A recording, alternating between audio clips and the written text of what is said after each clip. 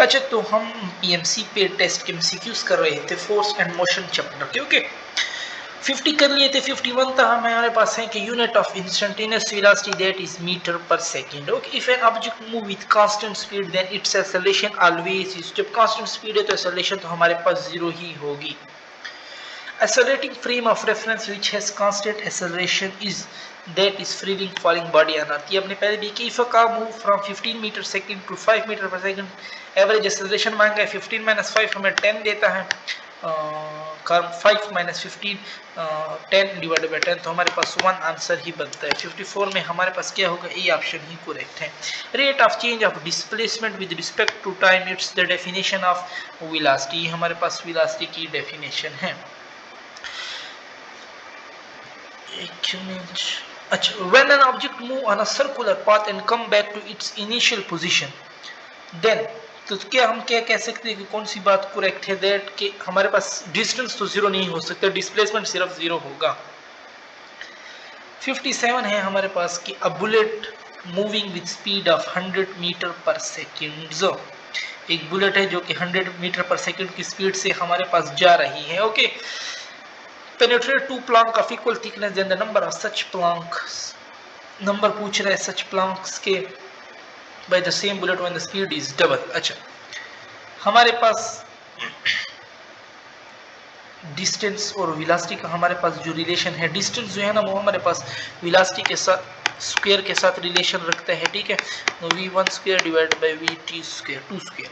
हमें second distance मालूम करना है, s2 s1 के साथ हमारे पास v2 स्क्वायर मल्टीप्लाई हो जाएगा और नीचे मेरे पास v1 स्क्वायर आ जाएगा। s1 मेरे पास कितना है, 2 प्लांक कांस्टेंट दे रहा है, v2 डबल स्पीड है यानी 200 का स्क्वायर और v1 100 का स्क्वायर, तो इसको आप मालूम करें, इससे हमारे पास ऑलमोस्ट आंसर बनता है 8 आंसर आता है। ठीक है, अच्छा फिर है हमारे पास under what condition, under what condition an object will have zero displacement but not zero distance। so we know that कि circular motion जो होते हैं ना उसमें displacement zero हो जाती है but distance zero नहीं होता। what is the acceleration of projectile relative to another projectile। अच्छा, दूसरे के साथ जब हम रिलेटिव दोनों एक तो उसके एक दूसरे के साथ, तो फिर हमारे पास जीरो होता है। ठीक है, if the flock of birds is flying total momentum will be zero if very टाइड and coming down to rest. ठीक है, ये वाला ऑप्शन हमारे पास इसमें करेक्ट है। The slope of distance time graph, no distance time graph हमारे पास क्या देता है, डिस्टेंस हमेशा हमारे पास बढ़ रही होती है। ठीक है, so it give us positive graph. 62 है कि at what angle of projection the range become half of its maximum value, so that is 15 degree. ठीक है, हमें पता है कि साइन 2 थीटा है, नो थीटा में अगर मैं 15 पुट करूं ये साइन 30 हो जाएगा और साइन 30 हमारे पास हाफ के बराबर होता है। If we drop an object it's initial velocity is 0, how far it will form in time t, so that is 4.9 t square. ठीक है, 1/2 gt स्क्वायर होता है, नो g 10 होता है, 10/2 में 5 आता है, लेकिन अगर g में 9.8 पुट करूं तो वो 4.9 t स्क्वायर देगा। The slope of velocity time graph represent acceleration. ठीक है, एन ऑब्जेक्ट इज एक्सेलरेटिंग, कब ऑब्जेक्ट एक्सेलरेट कर सकता है, व्हेन इट्स स्पीड और डायरेक्शन चेंजेस, ये बात हमारे पास करेक्ट है। ठीक है, व्हेन द 65 में सी ऑप्शन करेक्ट है। ठीक है, when is the slope of a straight line graph of position versus time, कब हमारे पास स्ट्रेट हो सकती है ना, व्हाट इज द स्लो, अच्छा what is the slope of straight line graph of displacement versus time, displacement versus time हमारे पास velocity देता है। The coefficient of resistance of E for a perfect inelastic collision, so inelastic collision के लिए 0 होता है और हमने पीछे भी पढ़ा था इलास्टिक collision के लिए हमारे पास क्या था 1 था।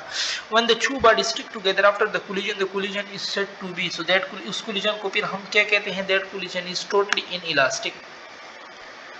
What is the accelerating force on a Diwali rocket if is mass दिया हुआ है, वेलोसिटी दी हुई है पर सेकंड, सो क्या पूछ रहा है, force is equal to mv/t। ठीक है, तो मास है 0.05, वेलोसिटी क्या है हमारे पास 400, नीचे 100 डिवाइड हो जाएगा, ये कट गए, 5 4s are 20 न्यूटन। 69 में ये ऑप्शन हमारे पास करेक्ट हो जाएगा। ठीक है, if mass is 2 kg and velocity is this, then the momentum का हमें पता है मास इनटू वेलोसिटी होता है, मास 2 है, वेलोसिटी मुझे क्या दे रहा है 35, 35 2s are 70, 70 में ये करेक्ट हो जाएगा हमारे पास।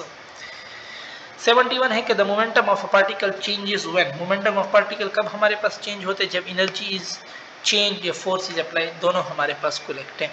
The speed of object in particular direction is called, एक पार्टिकुलर डायरेक्शन में जब हमारे पास स्पीड होगी that is called per unit time, उसको हम क्या कहते हैं, वेलोसिटी कहते हैं। The acceleration time graph for a projectile motion will be, so that will be straight line. A mass accelerate uniformly when resultant force acting on it. कब हमारे पास accelerate कर रहा होगा, जब कांस्टेंट हो बट हमारे पास जीरो ना हो, ठीक है। Which law of motion define force? So first law हमारे पास डिफाइन करता है, सेकंड लॉ मेजर करता है, ठीक है। Displacement time graph slope, displacement time graph हमारे पास वेलोसिटी देते हैं और वेलोसिटी हमारे पास क्या है, मीटर पर सेकंड है। Kilogram metre per second square is the unit of, so ये हमारे पास किस चीज का यूनिट है, it's the unit of force है ना, एम में किलोग्राम, ए में metre per second square. Instantaneous velocity is defined है, that is defined as dx by dt. Which of the given motion is a type of 2D motion? So ये जितने भी example है ये हमारे पास 2D motion की example है। If an object move with constant velocity then its acceleration is, जब velocity constant हो तो इसकी एक्सेलरेशन फिर हमारे पास क्या होगी, जीरो होगी। ओके, सो यहाँ पे हम अपनी डिस्कशन खत्म करते हैं। इंशाल्लाह आगे एमसीक्यूज हम अपनी नेक्स्ट वीडियो में